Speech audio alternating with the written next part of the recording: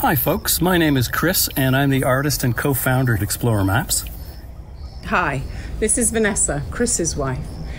I have been a #1 fan of Chris's art since I first met him in the late 1990s.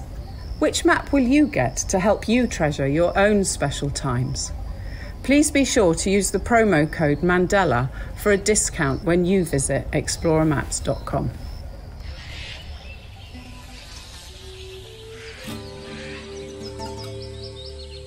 Welcome to The Trail Less Traveled, an adventure radio series and podcast dedicated to collecting stories and sounds from around the world in order to take you back to mankind's earliest form of entertainment, storytelling.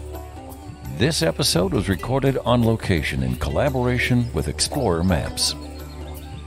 Missoula, Montana is a mecca for outdoor enthusiasts, and each week we will bring you tales of adventure from both near and far, as well as information and inspiration and a few tunes to set the mood.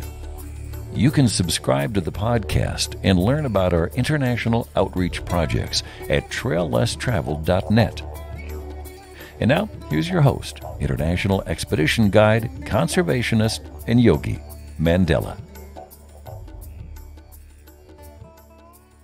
This evening, The Trail Less Traveled is being recorded in the kitchen of the legendary Brad Dimock. We're at his home in Arizona, where he builds boats and has been for a long time. Today they made 3 boats out of paper, and eventually these boats will become wooden boats. Brad, it's been on my list of things to do for a long time to interview you, and I'm stoked to be at your home today, so thank you so much for joining me on The Trail Less Traveled. I'm excited to blather, I guess. Been a great day. Had a little tequila and built a bunch of boats, as Mandela said. But yeah, welcome. What should we chat about? You might hear some plantains being fried in the background, so just full disclosure, we are in the kitchen tonight. But it's a great time to share stories, often the kitchen is. Mm-hmm. So Brad, my first question for you, where did you grow up and how was adventure a part of your childhood? I grew up in Ithaca, New York. Actually, about 5 miles east of Ithaca, New York, in a hollow, as they called them back there, a valley, Ellis Hollow. And I was the last of 4 kids, and I was kind of accidental. I kind of grew up as an only child, in a way. Played in the sandbox a lot, on the rope swing a lot, walked in the woods a lot. Spent a lot of time on my pogo stick. Paddled around in circles in my little plastic boat until I got too heavy and it sank. I liked being outdoors. I liked being alone. I never dreamed I would end up out west as a boatman, for God's sake. What else? I was terrible in school, underachiever, greased my SATs, flunked all my classes. That one of those kids drives the teachers insane. Found out about this hippie school out in Arizona, so I came out here to go to college, because they were supposed to go to college in my family. Prescott College was great, and the first thing they do is take you down the river, or take you somewhere. It's kind of an outward bound course, and mine was down Grand Canyon, and it kind of got me interested in that trajectory, and started taking geology courses and this and that. Then another trip was offered to me with the Prescott College kids over vacation. And summer of 73, I needed something to do. And I applied to all the river companies and became a helper boy on a motorboat company. And next thing I knew, I was a boatman. And now look what's happened. It's 2021. This is 50 years from my first trip, and I'm still down there being a boatman. But a lot of other things have happened. Brad, can you tell us a little bit more about growing up and just some of your earliest memories of adventures, like you've said, about spending time on boats and kind of the evolution of you as a boat builder? Okay, back there. So Ellis Hollow, where I grew up, was at that time, there were maybe 50 families in this entire valley. My mom was a rabble-rouser, so she was always getting everybody to do stuff, create community events. And built a big fair, and we built a ski hill, and we built a skating rink, and this was all my mom's pushing. Our house was an old farmhouse on 3 acres surrounded by 200 acres that the old feller behind us had bought in the Depression, and it was all forest. It felt like we owned the entire world, the whole wilderness, and we had little trails in the woods and little camps and forts. And I grew up in this quasi-wilderness, and this is not East Coast so much as it's inland. It's where New England meets Appalachia. My elementary school was within a mile of the border between where people were Appalachian, white, trashy, hick, weird, strange culture, and then the New England culture. And there were 2 kindergarten, first grade, second grade, third grade, and we didn't even understand that these were the same species. It was very weird. I was on the New England side. Somebody picked me out one time, a linguist on a river trip, picked me out, located where I was from within 100 yards by my accent, which is upstate New York Appalachian hick drawl. Well-educated, therefore Cornell, which is where my dad taught. Anyhow, but I just wandered in the woods, and I liked that. And I didn't have any great adventures. I was a Boy Scout. I was a good Boy Scout. And we did a couple of adventures on the creeks with inner tubes, nearly drowned, and never was much of a swimmer, and never was much of a... I didn't like physical education classes, and, I never thought that my life would be involved with physical activity by any means. No, it's damn peculiar that I ended up doing what I'm doing, which is being a river guide, which is considered to be a very physical thing, because I was just kind of hide out and play in the woods. But here I am. I don't know, it's crazy. I had a passenger one time, and I didn't know who he was, but he said, it's funny you're a boatman. I go, why is that? He said, because you can't even swim. I said, well, why do you say that? He says, I was your Boy Scout leader, and you faked it. Oh, shit, I know who you are. Yeah, well, that's why I'm a boatman, because I don't swim, for God's sake. Never trust a boatman who can swim. They'll get you wet. That's the voice of Brad Dimock. We're in his kitchen this evening in Arizona. Brad Dimock is a boat builder, an author, and a guide in Grand Canyon, among many other talents. Eventually, I'd like to talk to you about some of the boats that you built and some of the history behind them and your experiences taking those boats down the canyon. But can you just share with us a little bit about your early years in Grand Canyon? So I hired on with Canyoneers, a motor outfit, but it's very early in the professional, in quotes, river guiding, because nobody really knew what they're doing much in 1971, 2, 3. I was going to be a helper boy, and we were cooking over fire. We had Mercury 20-horse motors that didn't work much at all. As soon as they sensed there was water near them, they would quit.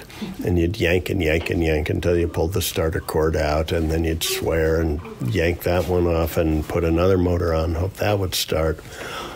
Our food was kind of rustic. We didn't know where there were places to hike. We were just trying to get the gosh darn boat all the way to Pierce Ferry. It was a 7-day trip, and day 1, we were lucky to get off the ramp. And day 7, we had to be back in Flagstaff, so it was really a 5-day trip. It was really a 4-day trip, because day 5 was driving across Lake Mead, which was full with a bad motor. It was an adventure, and I feel like I was really lucky that I got to be in on some of these early years of people, crawling up a side canyon and going, wow, there's something here, what is up this Maga Canyon, and Macadamia is one of the great hikes, but nobody seemed to know what's up there and how to get there. And so we were able to help discover and invent these hikes and interp and invent how to cook food that's edible. And so that was a big adventure. But I was a swamper, just a helper boy for the first 2 years. And I don't know if I'd have done it much longer, but I showed up the third year for the first trip of the year to be a helper boy, and trip leader never showed up. And the other boatman wasn't old enough to be a trip leader, and so I went from swamper to trip leader for the first trip of the year. Absolutely terrifying. But we made it, and people said, oh my God, you're awesome, you're wonderful, you're the best ever. And young boatmen believe that, and we get all puffed up about ourselves for a while until the river beats the shit out of us and we realize we're not really all that awesome. But by then, the hook was set, I had become a Grand Canyon boatman. And then the boss started a rowing program, and nobody in the company knew how to row, but I had rowed through Cataract Canyon once with a friend and from Diamond Creek down once. And so I was the senior oarsman for the company. Became the director of the rowing program. And we ran one rowing trip a year, but I was hooked. I wanted to row. And then in 1977, they turned the water off for about a month and a half, 2 months, some weird political deal, but they shut the water down to 1 to 2,000 from sometime in April till the first week of June or so. And almost everybody just canceled their trips. It wasn't the big business it is now. But I got a call from the boss, said, hey, Ken Slights at Phantom, he needs a boatman. They're already like 6 days late on their trip. He has to go launch another trip. And so I hiked in and got to row out with a wild crew on 1 to 2,000. And I didn't know what I was doing, but neither did they. And we survived, and it's wonderful to have seen that low, low water. And then it became really clear to me that I need to leave the big motor company I'm working for and go to work rowing full-time. That's what I want to do. And so I quit at the end of that season, and Ken Slight hired me, but also Martin Litton gave me some trips at the end of the year, rowing dories. Oh my God. Working for Ken was great. I had 1 day off all summer, and he farmed me out to Moki Mac to run a daily. So I was but I had the energy then, I could do that. I could work every day. And then I did these 2 trips for Martin Litton in the fall, 18-day dory trips. We had cooks that did all the cooking and these beautiful wooden boats. The boat I rowed that first trip, I'm still rowing. That sent me on a whole new trajectory into the wooden boat world.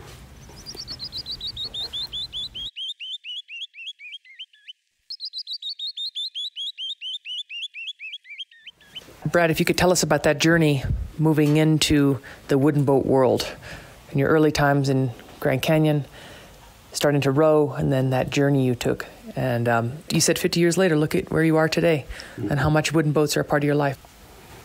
Well, it was, again, a really unexpected transition for me. I was smitten by the look of those boats, of those beautiful wooden boats on the river. I wanted to be there, but I never thought I could be one of them, one of those river guides that rode wooden boats, dory boatmen.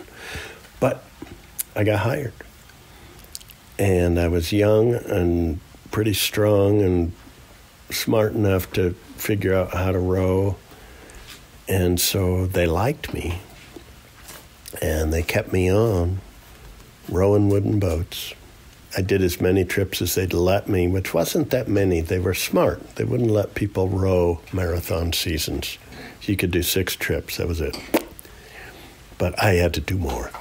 So I was freelancing. I was rowing rubber boats for all the other companies, running motor trips still, doing anything I can. And At the same time, I got the opportunity to go international.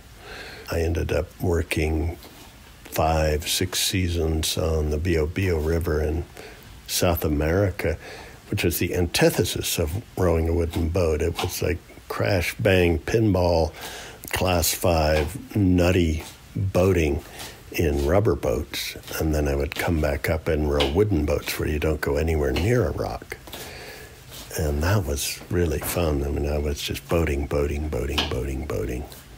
eventually, I kind of wore out. You know, I just couldn't do that insane, crazy boating with people in my boat anymore. It just felt like criminal negligence, which I think it was.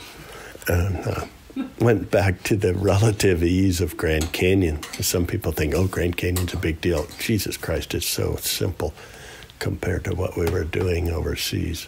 But I rowed for Martin Litton for 10 years, and I just loved it, loved running those boats. And then he sold out and broke our hearts, and we went to work for the company that bought him out, Oars. And their philosophy didn't agree with mine, and so I had 10 kind of rough years, a slow divorce, and kind of got out of wooden boating. And at this point, I hadn't really done much boat building other than rebuilding my own boat, which I destroyed. But it hadn't occurred to me to be a boat builder or no less a designer of boats or anything like that. That all came way later.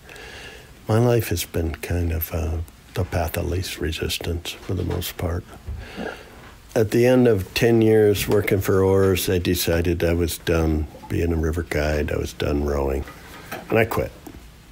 But it didn't work out for me. The quitting didn't work out. I had a couple of private trips I'd committed to, and then a movie trip that we were doing stunt boating, and that was kind of fun. And I did take a couple of years off. That's when I was writing a lot and writing books.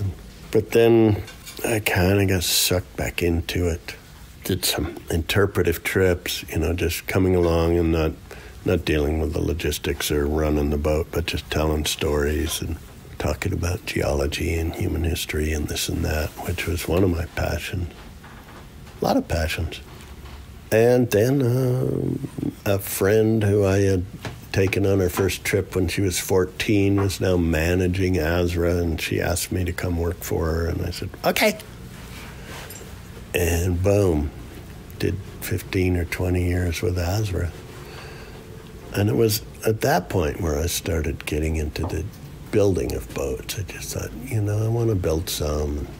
Then I went to boat school back in Maine and learned a lot about building boats, and worked with some people up in Oregon building boats, and started homogenizing all these different techniques into my own cowboy freakazoid way of building boats, and bringing in a lot of traditional boat building and a lot of very non-traditional boat building.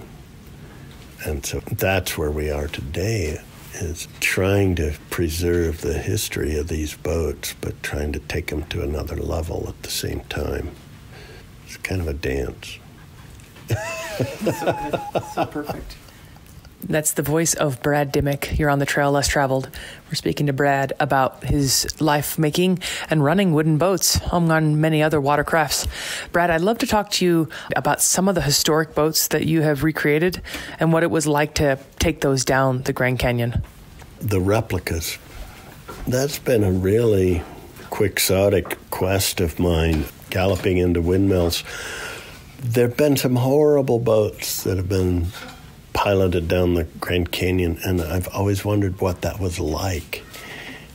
Probably the worst of all of them was one of the first replica boats I built, which was in 1996, I think. Built a replica of Glenn and Bessie Hyde's sweep scow, which is this giant wooden crate, 20 feet long, 5 feet wide, 3 feet tall. No means of propulsion, no way to stop the thing. And you've just got a rudder out front and a rudder in back, and you just pry it into the current and off you go. And good luck. And it was terrifying, and we had a terrible time. Should have died. But we had a pilot boat along with us, thank God. The last moment, Brian Durker joined us in a motor raft, and got us out of some of the worst of our trouble. But it gave me a tremendous viewpoint of what Glenn and Bessie Hyde were up against in 1928. And it turns out, I think they knew more about what they were doing than I did. I thought, I'm a Grand Canyon guy, and good Lord, I've been down there all my life, and it's just a different boat, I'll figure it out. Well, I didn't figure out sweet boats on that trip. I survived a sweet boat, but I didn't figure it out at all. And Glenn had been up on the Salmon, and he had run with Cap Gulicki, or at least had been instructed by him, who was like the god of sweet boats. And later I did learn a bit more about sweet boating, and if I'd known that much beforehand, I never would have done the Grand Canyon in that ridiculous box. But as it was, I had that experience and went on to do more research and write a book about the Hydes and what they did. So that was a replica vessel. I hate to even call it a boat. It was a box. A floating coffin is what a lot of people called it. But then I built kind of the other end of the spectrum. One of the most beautiful boats that ever ran Grand Canyon was built in 1937 by Buzz Holmstrom, who was a genius autodidact, self-taught master of boat building and river running. And we recreated his boat, the Julius, in 2001. And I took that down Grand Canyon 4 times, and all over the West, every river that Holmstrom ran, we ran. From the Yellowstone, the Salmon, from way up in Salmon down to Lewiston, and the Rogue from Grants Pass to the sea, and the Green River from the source up in the Green River Lakes, all the way down to Hoover Dam. Boom, I got to hit the dam with it. And that boat was brilliant. I mean, it was just a delight to row. It was for a smaller person than I am. He was probably 5'8", I'm 6'4", banged my knuckles a lot. But that was just a joy to row. One-man boat, no room for anybody else. And for a seasoned river guide, that's kind of fun. You're just all by yourself. And I got to find out a bit more about solo boating, and you'd think that might be scary, but it's just so relaxing. You have no one to worry about. Nobody following you, nobody up ahead, nobody in your boat, and you're just out there and taking care of your own business. And that was super fun. I put about 4,000 miles in that boat. That was fantastic. And then, of course, I had to build some more. I built a replica of the Edith, 1911. It's a long, skinny, lapstrake wooden boat that the Cole brothers took through Grand Canyon, based on the Galloway design that was perfected more or less in the 1890s by Nathaniel Galloway. And this was one of the bigger, heavier incarnations of it, but it was the 100th anniversary, so I built that. With a lot of help from my buddy Dan Durker, who helped me with all of these boats. And I took that down Cataract Canyon and Lador and Grand Canyon, and it was awful. It's too long and too skinny. If it was wider or shorter, it would have been a way better boat. Buzz Holmstrom had rode the ultimate incarnation of that, which I had done earlier, and it was shorter and wider, and it worked well. But, took that down through, and it just gives you this hard-to-describe picture of who those people were and what they were doing. And, this was the best boat of the time. Nobody had thought of anything better. And then we built a replica of Norm Neville's boat, 1938. First plywood boat, and plywood gave you the ability to build a boat a whole lot quicker and wider. And he went wider and shorter than the Galloway, which is wider and shorter is still where I'm going. with boats, even today. That's a horrible boat as well. It was too short. It's only like 9 inches tall or something. And so every wave just rolls over the thing and splashes up into this giant cockpit. And so you're in a swimming pool, and it's very hard to put stuff down in these skinny, wide compartments with a tiny little hole to put stuff in the very middle, and you can hardly reach anything. Oh, God, it's horrible. Greg Reef, good friend of mine, grandson of the guy who designed it, rows one of those, and he loves it. But I didn't like it much. So that was another replica. And then we've also taken down some rebuilt ones. I've had the good fortune to come into possession of some of the very early Oregon boats that came down Grand Canyon, the Betty Boop and the Hetch Hetchy, which are Mackenzie-style drift boats from Oregon, decked over. And I've gotten both of those when they were little more than a pile of rot and just rebuilt until they were good to go. And compared to these other boats, like the Neville's boat and the Edith and the Horrid Scout, I mean, they're delightful because they spin, they turn, they row really well. But the boat that I've rowed most is the classic Briggs Rogue River style Grand Canyon Dory, which was designed in 1971. My boat was built in 72, and I've rowed at least 100 times through Grand Canyon in one of those. And all the boats we build now are derivatives of that. They're really, really bulgy at the ends. They really pick up over the waves rather than bust into them. And they're just delightful. And they're so pretty to look at. Very pretty boat. Just designed one yesterday. It's wonderful. It's a Briggs, but it's not. Brad, I'd love to talk to you a little bit about that design process. This morning, when I found you and Wesley, you were cutting out pieces of paper and then gluing them together. Then later on, I also saw that same boat, not only in the form of a paper boat, but also in a 3D design. So it sounds like you're experimenting with some new things, but I'd love to talk to you about kind of one of the processes that you go through when you're designing a new boat. I'm not a boat designer by trade, for sure. And it took me a long time to get the courage to tweak with the great Briggs Dory. I mean, Jerry Briggs, he never knew it. He never admitted it, but he was a genius. He designed one of the most beautiful boats to row and to look at that's ever hit whitewater. And so to tweak that is a terrifying thing. But I had a friend, a client, who wanted one that was bigger, because he's bigger. He's like 6'8" or something ridiculous. So I had to figure out, how do we make that bigger? And if you just expand all the measurements equally, it doesn't work usually. They get too long.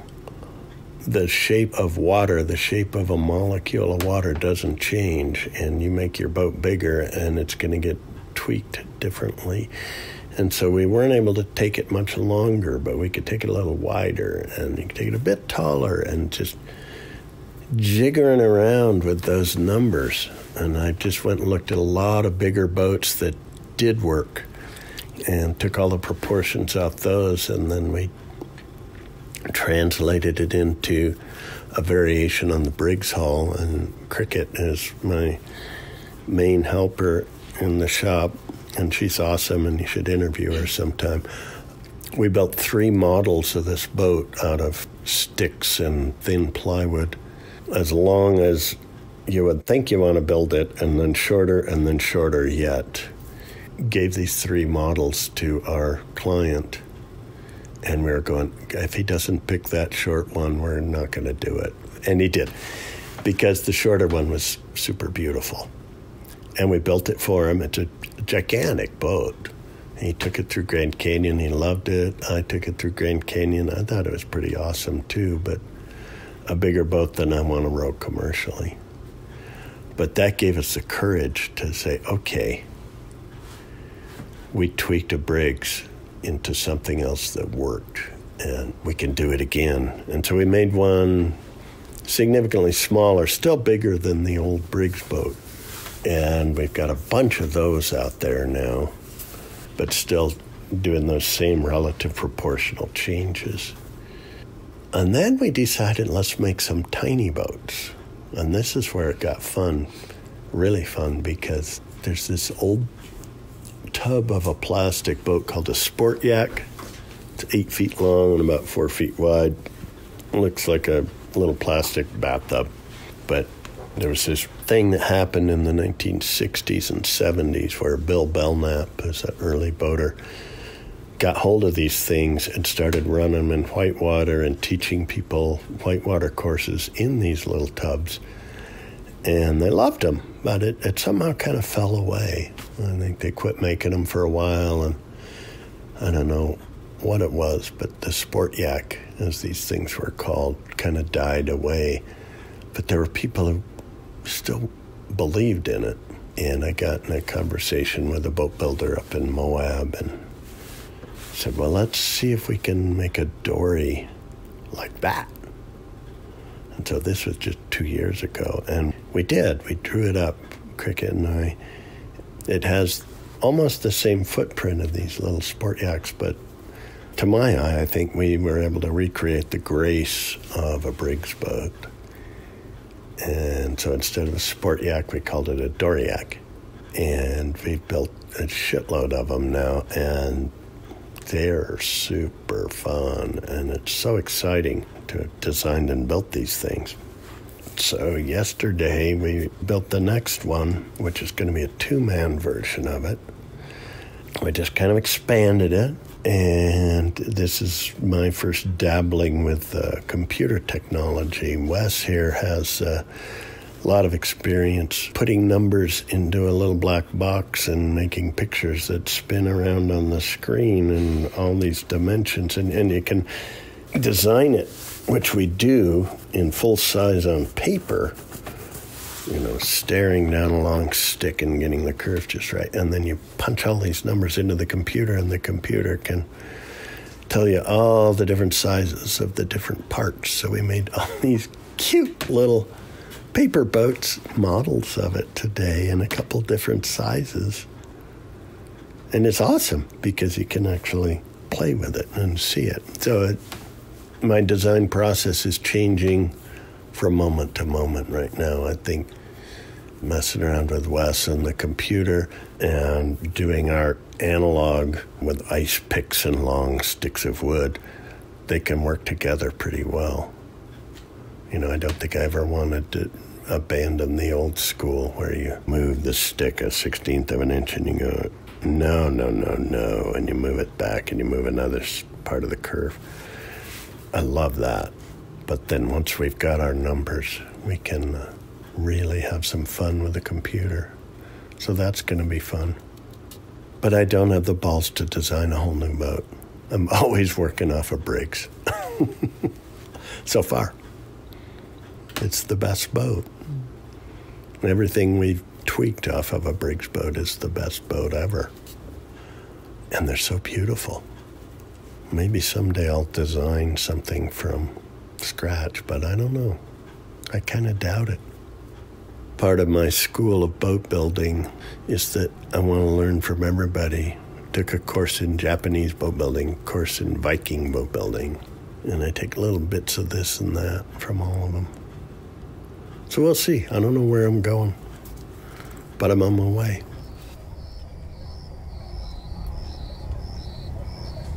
It was while we were living internationally, about 11 years ago, that Explorer Maps first started, when Chris and his brother Greg decided to join forces and bring the maps to the whole wide world. Hi, this is Vanessa, Chris's wife. Each map is a labour of love, and I am lucky enough to see them all grow step by step from the early research and planning stages onto a large white piece of paper, through penciling, inking, and finally seeing the real magic happen as Chris adds the colour. As each one reaches the end phase, I get to examine them closely, in the hope that I spot any unfinished bits before Chris sends them off. But there's always new illustrations to see every time. I love going to the Missoula warehouse when we're in Montana to see each unique map on the incredible range of products that Explorer Maps now has. Having lived away from home and families for the past 17 years, our aim of connecting people and place is very poignant to me. And for that reason, my favourite maps are Flathead and the Masai Mara, because these two places are central to our extended family gatherings and where we have made the best of memories. Which map will you get to help you treasure your own special times? Please be sure to use the promo code Mandela for a discount when you visit explorermaps.com.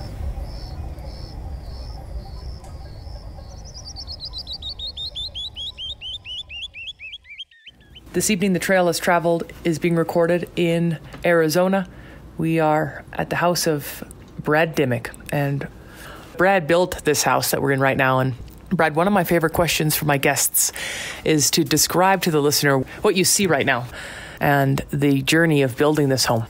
I come from a family of carpenters, and I never understood the other kids I met who couldn't just build shit. It's like, what do you mean you can't build a set of stairs? What's wrong with you? I thought that was natural. I've always thought, that there's those weird little Australian dogs with a white eyeball that all their life they're waiting for sheep to herd, and then they herd them as soon as they see them. And our family was always that way with wood and sticks, saws, hammers. My mother's maiden name, Hanshaw, which is handsaw in Old English, come from a long line of carpenters. So building a house didn't seem that intimidating. Thank God I didn't know how hard it was going to be, because I never would have started. But I ran into a fella that got me hooked on the idea of pole building, where you drive poles into the ground and then you just bolt beams to them, and everything's freestanding. There's no weight-bearing walls, and you can build on a hillside and all that. And I said, well, that's a great idea. And so my girlfriend at the time, Carol Fritz, another great interview. We bought this piece of land on the side of Mars Hill back before Flagstaff got trendy for $17,000, and drove a bunch of poles into the side of the hill, which is a long story because it's solid lava. Hung a bunch of beams off it. We met a fella that just bought a sawmill, and he bought a big blowdown up by Kendrick Mountain. Its whole forest had blown over, and he got all the trees basically for free. And then he custom cut all the lumber for us. And so we just drew these pictures and came up with a house. And I more structurally oriented, and Fritz was more artistic. So between the two of us, we came up with something that was pretty cool looking and wasn't going to fall down. And then I spent a year or so fighting with the city of Flagstaff to try and get them to let us build it. The city. Oh, Lord. But it's horribly over-engineered. I mean, this thing is so solid. Volcano is probably going to be what takes it out. But it was a long process to build it, and then Fritz and I went separate ways, and I was on a boatman's wage and spent 10 years of misery trying to get the damn thing livable, and eventually did. But so much of this place is built by the boating community. Every place I look, I see boatman hands. All these huge beams that we're looking at were carried up by hand when they were green, and they weighed a ton. Excuse me, a lot of F words here. And now they don't weigh much, but they've had 40 years to dry out. Good Lord. Everywhere you look, there's all these weird little details. But it's lovely. It's open. It's radiant floor heat. It's really hard to go anywhere when I could just stay here. We're up above the town of Flagstaff, looking down on it, and you can see all the little people down there scurrying about and honking their horns and turning on their sirens. And we're up against the mountain here, up against Mars Hill, the observatory. So out the front door, it's 7 blocks to downtown, and out the back door, it's 35 miles to pavement, which is right on the edge. It's pretty cool. A lot of woodpeckers. Yeah, but I love this place. I don't think I'll leave. I had to get new knees so I could get up to it every day because it's kind of on a hillside. But now that I got fake knees, I think I'm good for a while. Brad, you're also a geologist, and I've been honored to be a part of some of your geology interp talks in the heart of Grand Canyon, and you just did a beautiful job of telling us the story of your house. I started to talk to us a little bit about volcanoes and where it is. So could you tell us about where we are geologically? We are in the middle of the San Francisco volcanic field, which is maybe still active. I mean, in the last 1,000 years, it's been active. I think it's considered active. The San Francisco peaks are right over there, and they go up to 12,633 feet. Used to go a whole lot higher before it blew its guts out. But we're on the Colorado Plateau, this volcanic field here. This house, we're on the side of a mesa, which is an old clinky volcanic flow.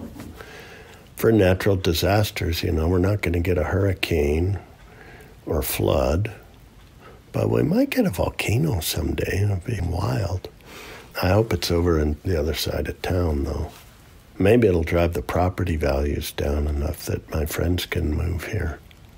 But I don't know. I don't have a whole lot to say about the geology of Flagstaff per se, other than we're in the middle of a bunch of lava flows. But we're on top of the fabulous Colorado Plateau, which goes all the way to Wyoming and over to New Mexico and Colorado. And it's where all the beautiful canyon country is carved. And it has a few of these volcanic explosions here and there, and we just happen to live in one of them. When you have someone in your boat who's asked you, tell me about the geology of Grand Canyon, maybe you have 5 minutes with them to have their attention to explain it to them in that period of time. What do you say to them? It's different every time. I don't have a rote set of things I say or ways I go about it, but throw out a few lines, and see if they respond, see if they're interested at all, or if they're already talking to the person next to them and they forgot they even asked the question, which is usually what happens. But occasionally, it's disappointingly rare, but occasionally people really want to go a little deeper. And I can go pretty darn deep in Grand Canyon because I did study geology in college and in graduate school, and have spent a lot of my spare time chasing down the new developments. Some of the top geologists in Grand Canyon, as it turns out, are friends of mine. And so I get all the late beta on what they're figuring out, what things have changed and how they're interpreting it. That's been a treat. But it's really hard to work with a group of people on geology. I used to just ram it down their throats and drive them crazy with blah, blah, blah, blah, blah. Everybody needs to know all this geology. Well, they don't, I don't think. It's good to have it available, and it's good to try and give them a picture of geologic time and process and where we fit into all that. But a lot of people are just there to, nowadays, it's the only time they're going to get away from their device. The non-stop barrage of information that is numbing us all to reality. And so I don't think I need to barrage them with more information. But it's there, it's available. And so it's hard for me to say, how do you approach it? But you do get people who want to know more. And it's wonderful to have a foundation of knowledge to take them somewhere. Or sometimes there's somebody else on the trip who knows more than me. Often there is, about either the geology or the biology or the ethnology, the archaeology. And that's really fun to take people deep when they're ready for it. So that was sort of a twisted deflection of an answer there. Perfect. We've been on the trail less traveled with Brad Dimock. It's time to eat dinner. Yay! Yeah. Brad, I just want to say thank you so much for your time and energy joining me on the trail less traveled. Thank God there's no more people traveling this trail. It'd get crowded. I'd love to end your show with 3 bits of advice that you might share with the listener. Oh my God, 3 bits of advice. Follow your heart. What are those things? That's a tough one. 3 pieces of advice. Don't believe people when they tell you you can't do something, because you probably can. Do what you want to do, and don't do what you don't want to do. And go big. Don't be a dick. These are all great pieces of advice.